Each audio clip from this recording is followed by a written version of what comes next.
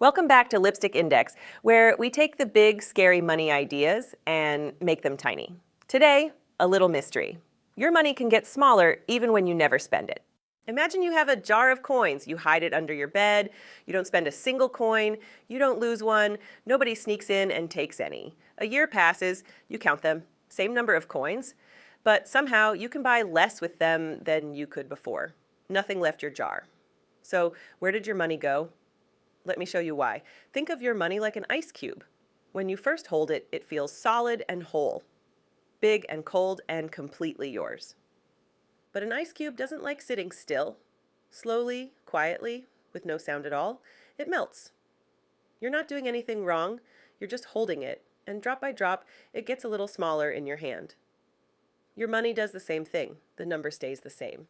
But what it can do gets smaller. We have a name for this slow melting. It's called inflation. Inflation just means that over time things cost a little more, so each coin you own buys a little less. Here's a real one. In 1990, a movie ticket in the United States cost around $4. Today, that same ticket costs around $11. The movie didn't get better. Your dollar got smaller. It melted. Now, why does this happen? Let me show you the gentle version. Imagine every price in the world is a tiny balloon. When there's more money floating around, more coins in more pockets, people are willing to pay a little more for the same toy, the same bread, the same ticket. So all the price balloons puff up just a bit. And when prices puff up, your jar of coins quietly shrinks to match. A little melting is actually normal. Most countries even aim for a tiny bit of it, around 2 pennies on every dollar each year. Slow and gentle, like an ice cube in a cold room, barely noticeable. But here's the grown-up twist. Slow melting is fine. Fast melting is scary.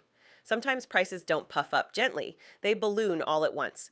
Money melts so fast that the coins in your jar lose their meaning almost overnight.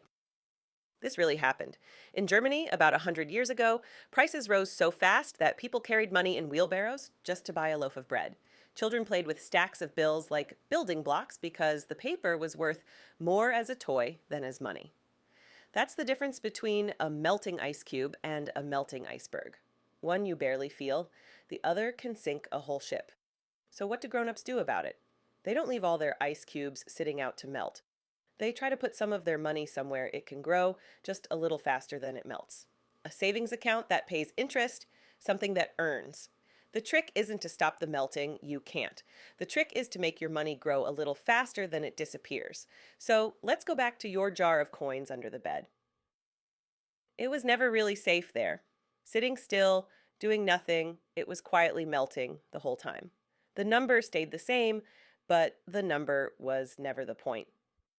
What your money can do, that's the point. So next time you save a little something, don't just hide it. Give it a cold room, or better yet, give it a way to grow, because money, like an ice cube, hates sitting still. Next time, we'll look at the opposite trick. What actually happens to your money the moment you hand it to a bank? Here's a hint. It doesn't just sit in a drawer waiting for you.